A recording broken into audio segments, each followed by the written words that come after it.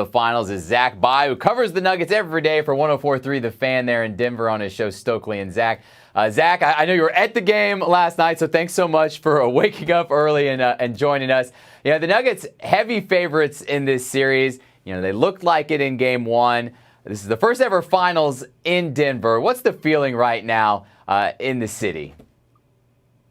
The city's absolutely on fire. You just mentioned it a couple of minutes ago in your setup. 47 years the Denver Nuggets have been a franchise, and they've experienced some good times since 1976, but at the same time, they've never reached a moment like this, and the city's energy is meeting that moment. Being in the building last night, as someone who's been to a lot of sporting events, who does this for a living, who just covered the Colorado Avalanche win a Stanley Cup a year ago, I can still tell you the feeling in the building in Ball Arena in downtown Denver last night was rare and unique. It was intense. It was exciting. It was palpable. You could feel it. And the team itself, the Denver Nuggets, met that moment as well and kicked down the door. They're now 4-0 in 1-0 games. Nikola Jokic continues to make history, goes for a triple-double.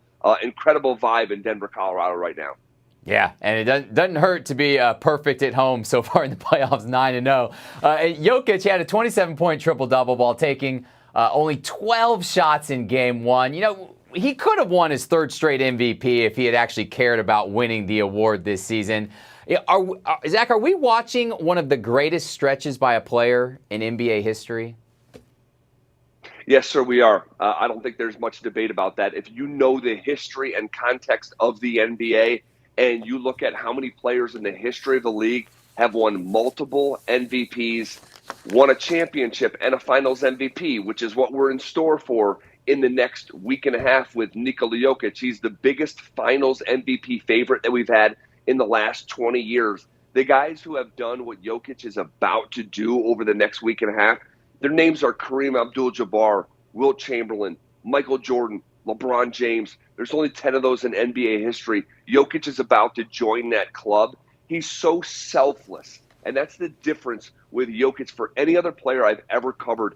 Jokic, in this high-leverage spot, with the most eyeballs that have ever been on him in his life, took 3 shots in the first half. He is the most selfless NBA superstar in today's game. He's one of the most selfless NBA superstars of all time. And I think the general public and general awareness is just starting to truly appreciate what in about 2 weeks will be quantified as one of the 20 to 25 greatest players that we've ever seen in NBA history. Yeah, and I love it when he was asked if he gives speeches in the locker room to try to rally the team, and he just flat out goes, "No, I don't. I let some of the other veterans handle that." But, you know, Zach, the Heat missed a lot of shots in game one. You know, they took only 2 free throws, which was rather incredible to do in a full game. You know, Jimmy Butler vows are going to play better in game two, but Denver, it seems they just have owned this Heat team recently. Do you think this is just a bad matchup for Miami? Yes. Yes, that's a short answer to your question, yes. You know, we live in an era of NBA basketball where size is a little bit more de-emphasized the way that it was in years past. But I'm here to tell you on a Friday morning, in basketball, size still matters. This is one of the smallest teams in the NBA. Denver is a bigger team. You know, the biggest starting member of Miami Heat's lineup, Bam Adebayo, he would be the 3rd and maybe 4th tallest member of the Nuggets starting lineup. And then, you know, outside of just the size, this has been a group in Denver that has been building together for a couple years to get to this point.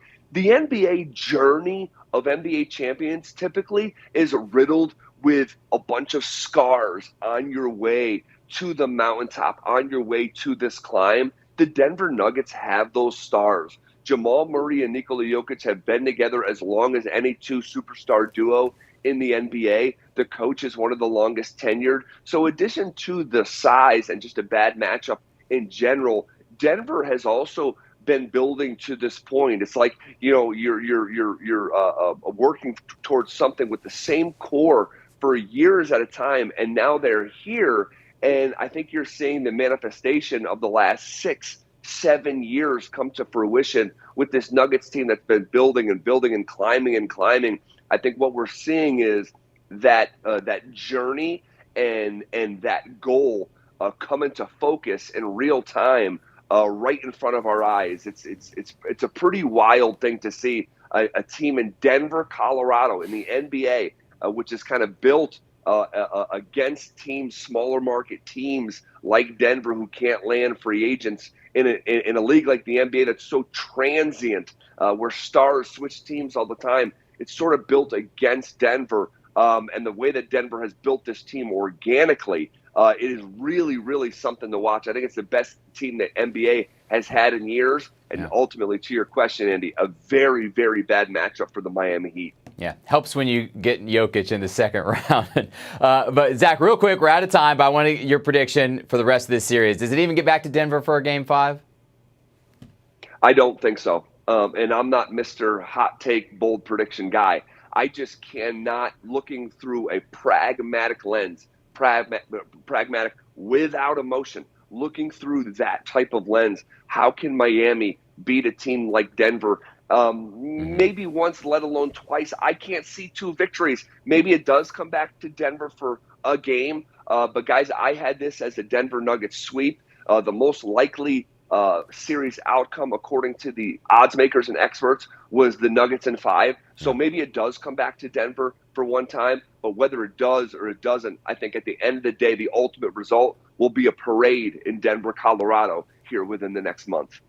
Yeah, well, as someone who has no dog in the fight, hoping for a long, exciting series filled with drama, but after watching Game 1, it certainly seems like the Nuggets are not a great matchup for the Miami Heat. But, Zach, thank you so much for joining us and breaking it all down. Hopefully we catch up with you later on in the series. Maybe we talk about a championship parade there in Denver. That'd be great. Thanks so much for having me on.